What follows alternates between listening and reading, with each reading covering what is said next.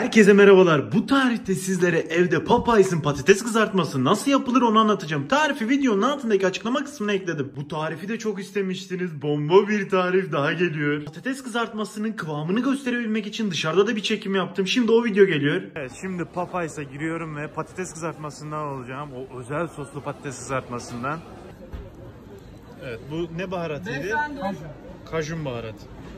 Diyarbakır Form'da Popeyes'a geldik. Görüyorsunuz şöyle kova patates söyledim. Buranın patatesi gerçekten 10 numara, çok güzel. Şöyle başta tadım yapacağız. Bir parça şöyle dökeyim. Önce şöyle kıvamını göstereyim size. Bu şekilde oluyor zaten. İçi böyle delikli delikli. Çıtırlığı böyle çok aşırı çıtır değil ama yine böyle hissettiriyor çıtırlığını. Şöyle bir tadına bakıyorum.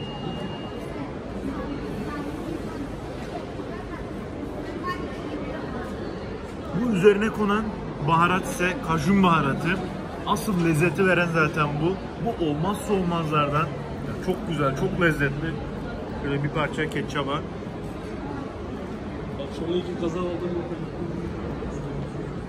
Biraz da mayonez.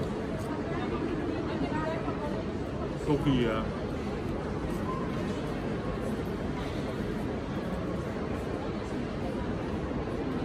Dört dörtlük. Umarım bu kıvamı yakalarım. Bu şekilde patates kızartması 15 TL. Diyarbakır'da metroya geldim. Kajun baharatı alacağım. Bunun fiyatı 44 TL. Şöyle başka bir ürün daha var. Aynı şekilde şu şekilde 29 TL'ye de ürün var. Ama bu daha kaliteli olduğu için ben bunu tercih ediyorum. Bunun hepsini kullanmayacağım. Bir kısmını kullanacağım. 1 kilo patates alıyorum. Bunun kilosu 1.4 TL. Böyle patates kesme aparatı var. Bunun fiyatı 3.5 TL. Emin olun neredeyse tüm züccaciyelerde bunu bulabilirsiniz. Çok basit bir şey zaten. Şöyle iki rengi de var bende zaten. Daha önceki çekimlerimde kullanmıştım ben bunu. Tüm alışveriş yaptım. Fiyat bilgilendirmesini yaptım. Şimdi tarif yapmaya geçebiliriz. Şöyle 4 adet patatesim var. Bunları başta soyuyorum. Patatesleri soydum, iyice yıkadım. Şimdi bunları doğramaya geçebilirim. Doğrama olayı çok basit. Dediğim gibi şöyle bir aparatınız olması gerekiyor. Şöyle tutuyorum. Şu şekilde başta kesiyorum. Bu şekilde kestikten sonra patatesi şu şekilde yan tutuyorum ve bu şekilde kesiyorum. Tekrar yan çeviriyorum ve burada ince kesmeniz gerekecek. İnce keserseniz şekli tam oturturursunuz. Yani demek istediğim aslında şu delikli şekli yakalamanız gerekiyor. Daha sonra yan çeviriyorsunuz, kesiyorsunuz. Bu şekilde bir yan bir dik yapmanız gerekecek patatesi. Yapmanız gereken şey çok basit. Bir yanlamasına keseceksiniz. Sonra çevireceksiniz. Diklemesine keseceksiniz. Böyle yaparak delikli patates kızartmaları elde edeceğiz. Hepsi tabi standarda uygun olmuyor ama zaten benim yediğim de böyleydi. Kimisi az delikli, kimisi çok delikli, kimisi böyle parçalı. Aynen bu şekilde olması gerekiyor. Şu şekilde kesiyorum ve olay işte tam da budur. Yapacağınız şey inanılmaz basit. Hiç böyle beceri gerektirmiyor. Görüyorsunuz. Bu şekilde olması gerekiyor hepsi. Şekil sizin için sorun değilse normalde kesebilirsiniz. Hiç problem değil. Ama ben birebir aynısını yapmak istiyorum. Siz de yapmak istiyorsanız birebir aynısını bu şekilde yapmanız gerekiyor. Tüm patatesleri doğradım. Şuna bakın ya, çok güzel gözüküyor. Şimdi bunu suyun içerisine atabiliriz. Karıştırma kabına su ekliyorum. 3 litre suyun içerisine 2 tatlı kaşığı kadar tuz ekliyorum. Tuzu bu şekilde 1 dakika boyunca elimle karıştırarak eritiyorum. Bunları bilerek tuzlu suyun içerisine atıyorum kararma yapmasın diye ve üzerindeki o fazla nişastayı alacağız bu sayede. Tuzlu suyu attıktan sonra şu şekilde elimizle bir parça karıştırıyoruz. Soğuk tuzlu suyun şöyle de bir faydası var. Bunlar kızarırken birbirine yapışmayacak. O nişastası sayesinde o üzerindeki fazla nişastayı atacağız. Dediğim gibi birbirine bu sayede yapışmamış olacak. Bu da bu tarifin en önemli püf noktalarından bir tanesi. Bu şekilde en az 15 dakika bekletiyoruz. Tam tamına 15 dakika beklendi. Nişastası iyice çıktı. Şimdi bunun suyunu süzüyorum ve temiz sudan geçireceğim. Fazla suyunu süzdüm. Bu şekilde tatlı sudan geçiriyorum. O üzerine kalan fazla nişastası tamamen gitsin diye. 1 dakika sudan geçirmeniz yeterli olacaktır zaten. Suyun altını kapattım. Şöyle fazla suyu aksın. Şu şekilde bırakıyorum 2 dakika. Suyu iyice aktı. Şimdi bunu bezin üzerine koyacağım. İyice kurulayacağım. Patatesleri tutuyorum ve bezin üzerine koyuyorum. Bezin üzerine koyduktan sonra şöyle şu şekilde yayın. daha iyi kuruması için yapıyorum ben bunu. Bezin üzerine eşit bir şekilde yaydım ve bunun üzerini kapatıyorum. Elimle bu şekilde bastırıyorum. Her tarafı kuruması gerekiyor. Kupkuru olmasını istiyorum ben. Ve 5 dakika bu şekilde bekliyorum. Tamamen bez bunun suyunu çeksin. Patateslerin suyunu iyice çeksin. Ve tam istediğim kıvama gelsin diye. Tam tamına 5 dakika bekledim. Şimdi açıyorum. Hepsi kupkuru oldu. Tam istediğim gibi. Şimdi bunların hepsini borcamın içerisine ekliyorum. Tüm patatesleri borcama ekledim. Bunlar biraz kalın olduğu için dışının bir parça çıtır olmasını istiyorum. Çok böyle çıtır çıtır olmasına gerek yok. Buzlukta böyle çok fazla bekletmenize gerek yok. Zaten yediğimiz Popeyes'teki patates de böyle çok aşırı çıtır değil. Dışı biraz çıtır. Biz de o kıvamı yakalamaya çalışacağız. Onun için bir parça buzlukta bekletmemiz gerekecek. Şimdi bunu 1 saat buzluğa atacağım.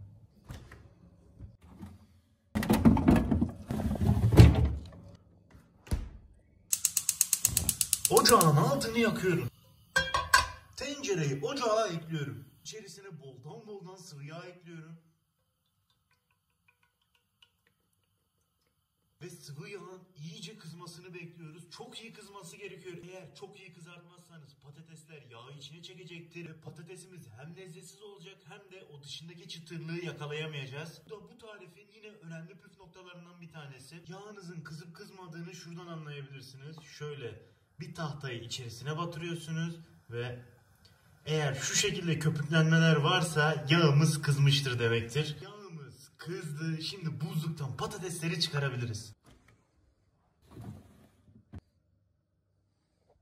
Patatesler tam istediğim kıvama geldi. Donmuşlar. 1 saat beklettim ben bunları. Şimdi bunları kızartmaya geçebilirim. Şöyle tek tek atıyorum.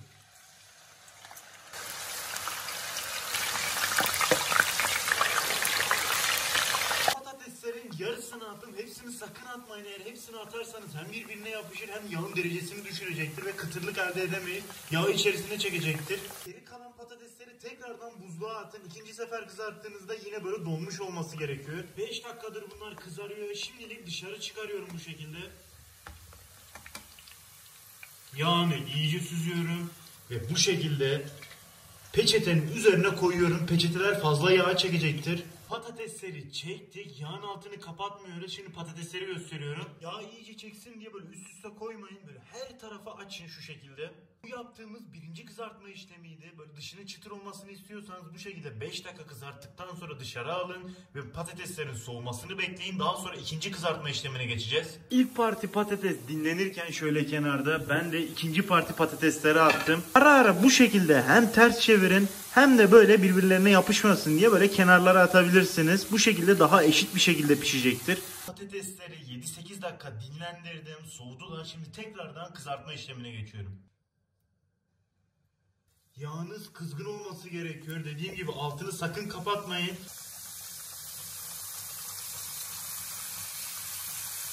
Bunlar 2-3 dakika bu şekilde pişti. Şimdi bunları dışarı çıkarıyorum. Yine bu şekilde kaldırıyorum ve peçetenin üzerine koyacağım. Şöyle kajun baharatı aldım, göstereyim şu şekilde. Bunu metrodan aldım. Bunu boldan patateslerin üzerine ekleyeceğim. Çünkü gerçekten çok seviyorum. Patatese inanılmaz yakışıyor. Zaten üzerinde de kendi de yazıyor. Direkt patates üzerinde kullanılabilir diye. Gerçekten baharata böyle ayrı bir boyut kazandırıyorsunuz. Şimdi üzerine ekliyorum.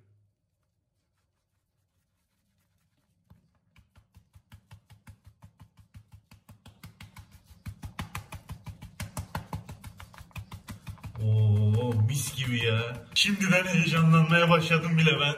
Bunu tabağa bu şekilde aktarıyorum. Fazla yağını da çekmiş oldu bu sayede. Bir parça karıştırıyorum. Görüntü bence oldu. Çok güzel gözüküyor. Şunlara bakar mısınız ya? Şimdi en sevdiğim zamana geldi. Tadım yapacağım. Bakalım nasıl olmuş. Alıyorum.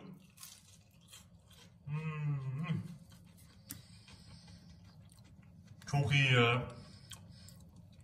Kıtırlık tam istediğim gibi. Dediğim gibi böyle çok kıtır değil. Dış kısmı kıtır, içi böyle yumuşak. Çok güzel olmuş. Baharat dört dörtlük ya. Tam o Popeyes'te yediğiniz baharatın birebir aynısı zaten. Şöyle bir daha tadına bakıyorum. Bomba.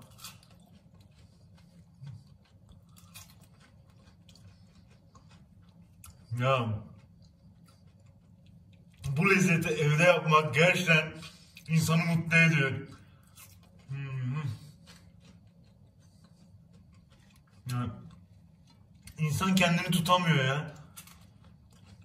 O kadar güzel oldu ki anlatamam. Bomba bir şey oldu bu ya. Biz bu işi gerçekten ama gerçekten başarmışız. O dışarıda yediğimiz patates kızartmasının birebir aynısı olmuş lezzet olarak. Arkadaşlar bu tarifi mutlaka ama mutlaka deneyin derim. Çok başarılı gerçekten. Emin olun çok memnun kalacaksınız. Fena bir şey bu ya. Herkese afiyet olsun. Videomuzu beğenip kanalımıza abone olmayı unutmayın. Bir sonraki videoda görüşmek üzere arkadaşlar. Hoşça kalın.